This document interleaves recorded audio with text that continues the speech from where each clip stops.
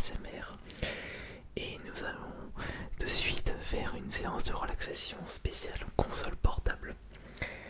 Vous allez pouvoir écouter pendant une vingtaine de minutes le bruit relaxant de différentes consoles portables, des consoles récentes et des consoles rétro.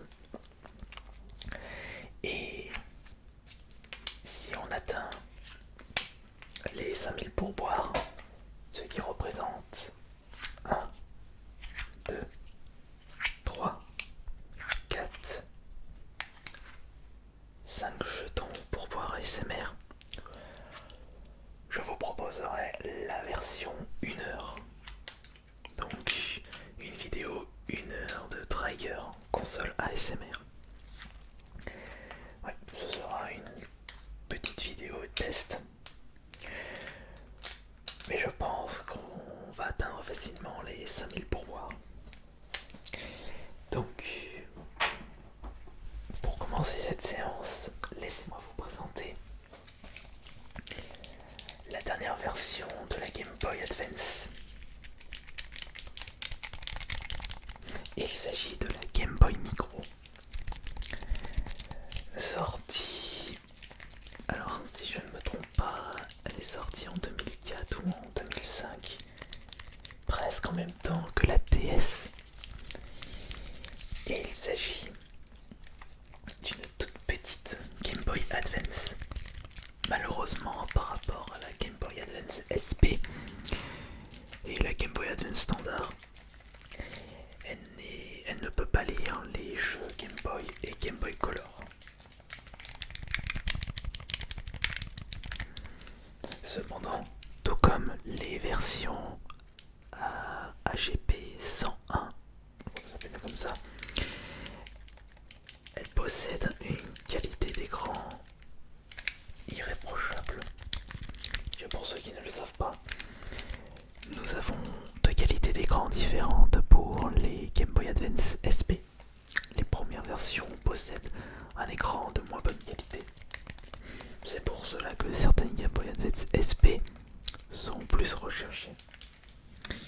Est-ce qu'il me reste de la batterie par contre? Regardez ça. Ouais, il me reste de la batterie. Par contre, attention au son. Tac tac tac, je suis en train de mettre comme ça. Dommage, j'ai pas pris de jeu avec moi. Écoutez le tout bruit.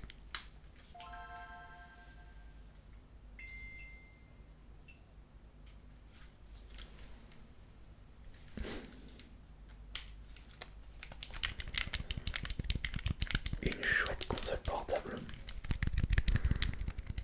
Mais je trouve que son écran est un petit peu trop petit pour certains styles de jeux comme les JRPG.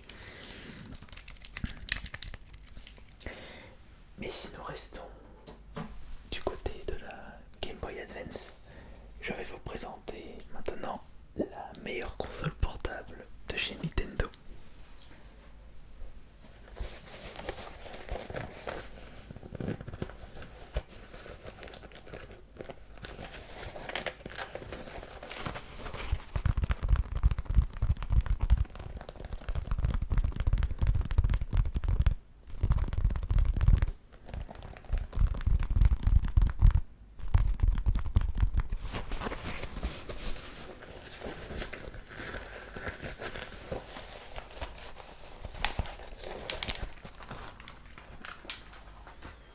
C'est bien entendu la Game Boy Advance SP. Ici nous avons le Color Heroes. Alors je disais AGP, pardon, excusez-moi, c'est le AGS. Ici c'est un modèle AGS 001. Première version de la Game Boy Advance SP qui malheureusement ne possède pas un écran d'excellente qualité. Même si le côté rétro-éclairé est vraiment top.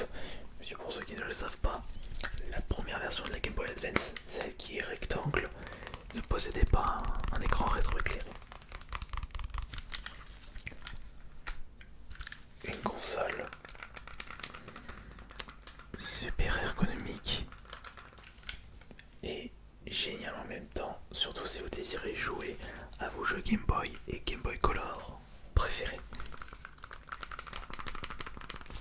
attention, il y a de l'é... Non, il n'y a plus de batterie cette fois-ci.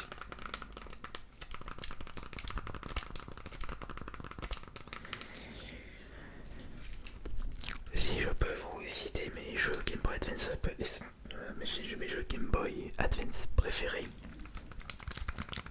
Mon préféré de tous les temps reste WarioWare Inc.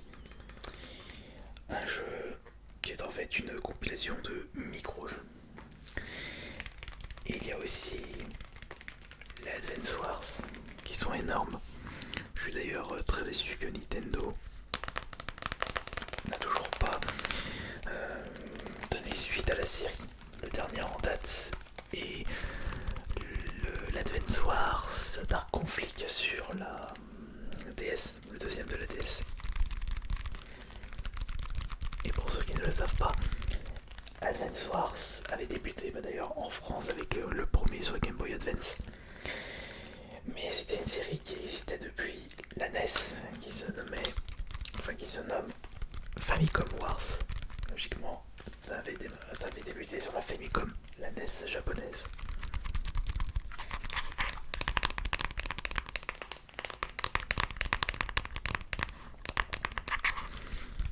Récemment, j'avais pu découvrir, bien en retard, le Zelda Minish Cape. Très bon Zelda. Même si je préfère largement les Zelda sur Game Boy Color, Oracle of Season et Link Awakening.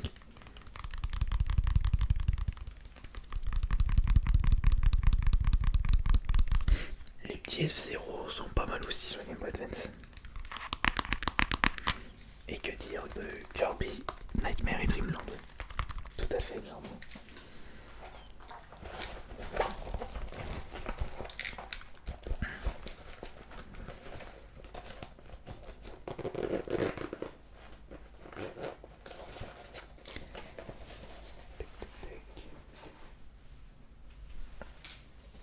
Et je ne possède pas que du Nintendo dans ma collection de consoles portables, même si ce sont eux qui ont vraiment dominé le marché depuis la nuit des temps. Je possède également une Game Gear. Il s'agit de la console portable de Sega.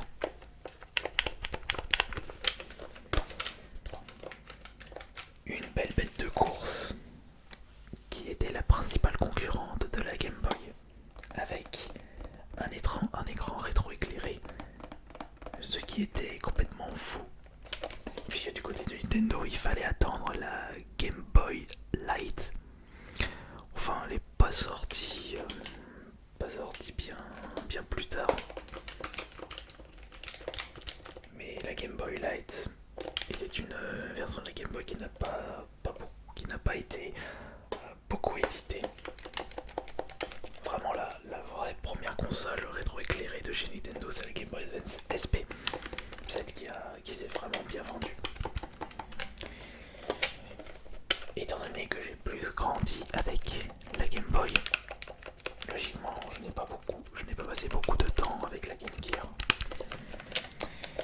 Ce n'était pas vraiment une console qui m'attirait. En plus d'être une grosse mangeuse de piles, 6 piles pour une autonomie de 3 heures. Les jeux ne m'intéressaient pas vraiment. Quoique, tout récemment, j'ai pu découvrir Street of Rage 2 pour la version Game Gear. Et sachant que je suis très très fan des Street of Rage, je me suis amusé sur ce petit jeu.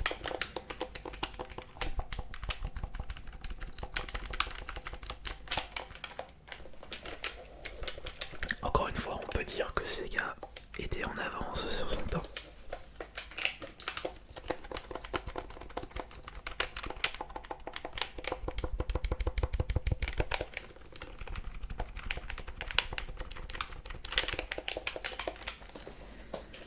Ah oui,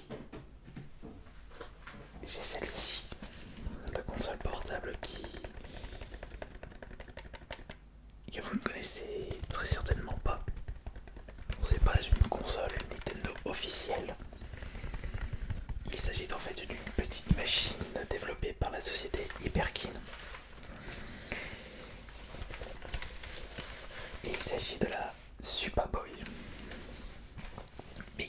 la Super Boy.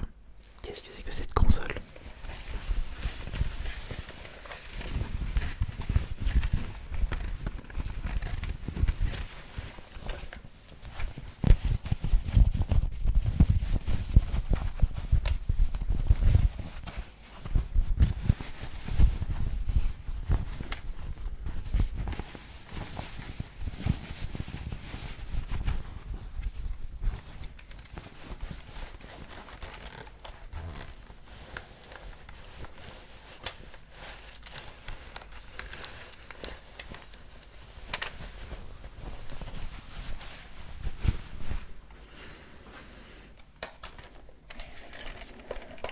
Peut-être que cela ne vous dit toujours rien.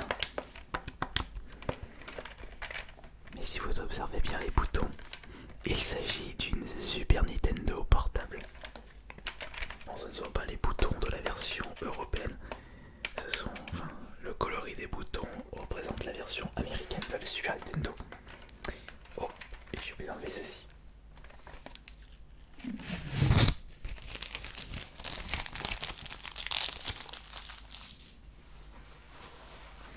Alors, c'est bien simple. Si vous possédez des cartouches Super Nintendo chez vous, eh bien vous pouvez les mettre directement dans le port cartouche. C'est vrai que ça fait une console très balèze. Elle est assez lourde concernant la prise en main. Bah après tout, ça peut être pas mal si vous possédez quelques cartouches Super Nintendo et que vous avez la flemme de rebrancher votre Super Nintendo sur votre télé, ou que votre télé n'est pas compatible avec votre console Super Nintendo. Super Boy S. J'avais pu acheter cette console portable en solde sur le site Auchan. Et j'ai pu la présenter sur la chaîne principale.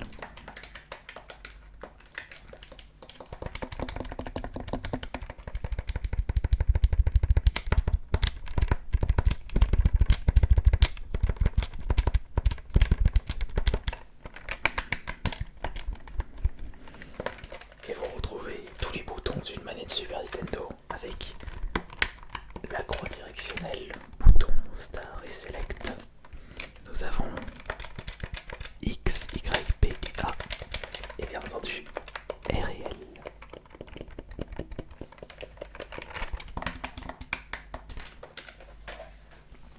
Alors,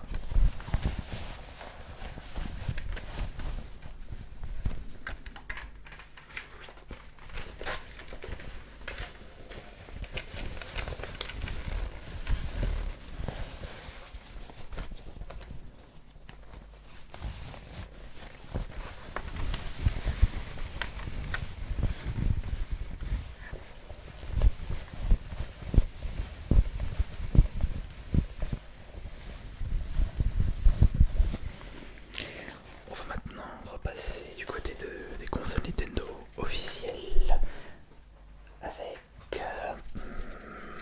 celle-ci.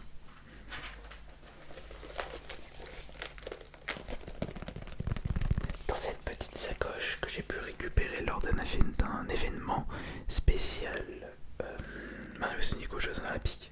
Non, c'était par rapport à un jeu Sonic, mais je sais plus c'était lequel là. Je sais pas, par contre il dit Snow Speed and Sonic. Je me demande vraiment si c'est pas le... Non, pour moi, si j'avais pu récupérer ça à travers un événement Sonic aux Jeux Olympiques d'hiver. Mario et Sonic. Et bien dans cette sacoche se trouve une édition collector de la Nintendo DS.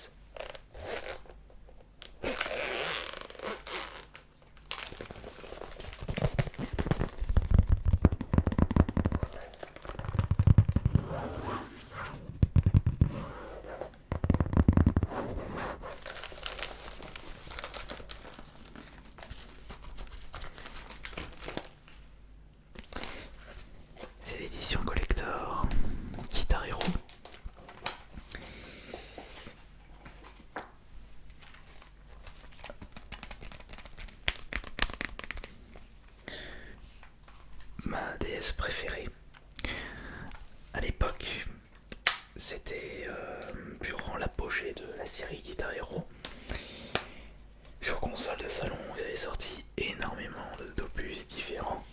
Et ils avaient même sorti un opus sur la DS avec un accessoire qui se branche sur le port Game Boy Advance de la console. Et c'était en fait une poignée possédant des boutons, comme les boutons d'une guitare, mais il n'y avait pas 5 boutons, mais seulement 3 boutons. Et avec un Mediator, vous grattez l'écran de votre console. Je peux vous dire que j'en ai bousillé des DS à cause de ce jeu. Et ce n'est pas mon jeu préféré, je préfère largement jouer au Guitar Hero sur console de salon, avec la vraie guitare. Bon, c'est pas une vraie guitare, oui je sais. Mais concernant mes jeux préférés de la DS, mon jeu préféré c'est... non pas WarioWare. Oui, j'ai découvert, enfin mon premier jeu de la DS c'était le WarioWare Touched. Enfin du WarioWare Inc. C'est obligé que j'allais prendre celui-ci en premier. Mais mon jeu DS préféré c'est Advance Wars Dual Strike, le meilleur de la série. Sinon j'ai adoré les Trauma Center, le 1 et également le 2 que je me suis fait importer. J'ai pu découvrir la série Osu avec Osu Tatake Wadan pour la version DS, le 1 et le 2. Ils ont sorti une version européenne qui se nomme Elite Beat Agent.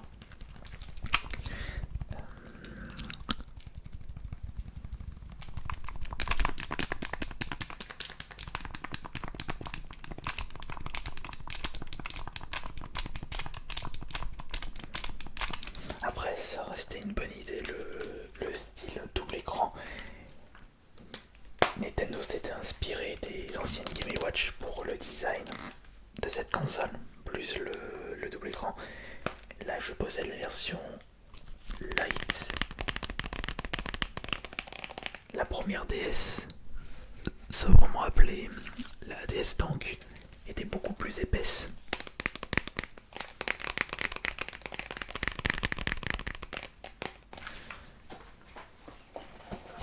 Mais ce serait dommage de ne pas terminer cette vidéo SMR avec ma toute première console portable de tous les temps.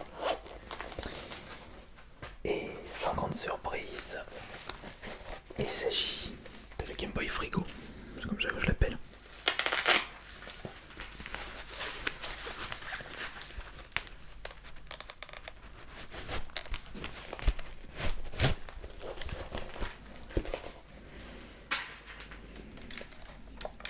La très célèbre Game Boy.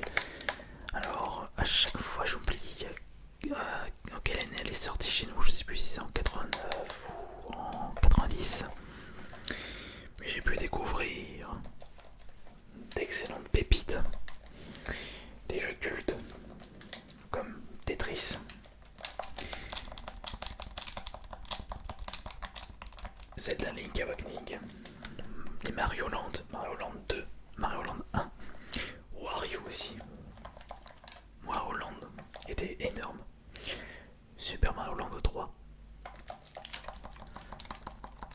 Des petits jeux de course, même si ce n'était pas un style facilement jouable sur la Game Boy. J'avais pu jouer pas mal de fois à Batman. Et évidemment, Pokémon. Pokémon Rouge. Même le tout premier. Enfin, même à l'époque, la série n'était pas encore sortie en France. C'était déjà une énorme hype pour le tout premier Pokémon. C'était un truc de fou. Hein. Parce beaucoup de temps sont passés entre la sortie japonaise et la sortie européenne de Pokémon. Et le temps que Pokémon arrive en France, il avait déjà fait un énorme carton au Japon.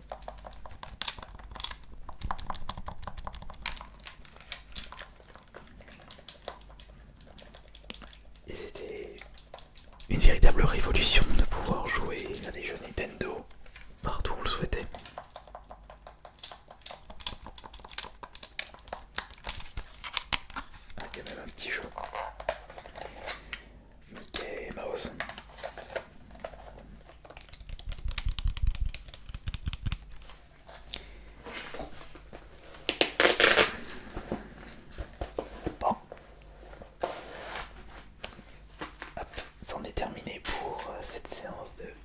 relaxation où je vous ai relaxé avec les bruits relaxants des consoles portables.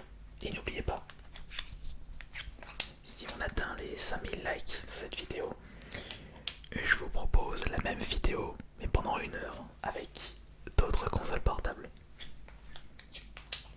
C'est à vous de décider. Merci beaucoup pour votre présence, pour votre fidélité.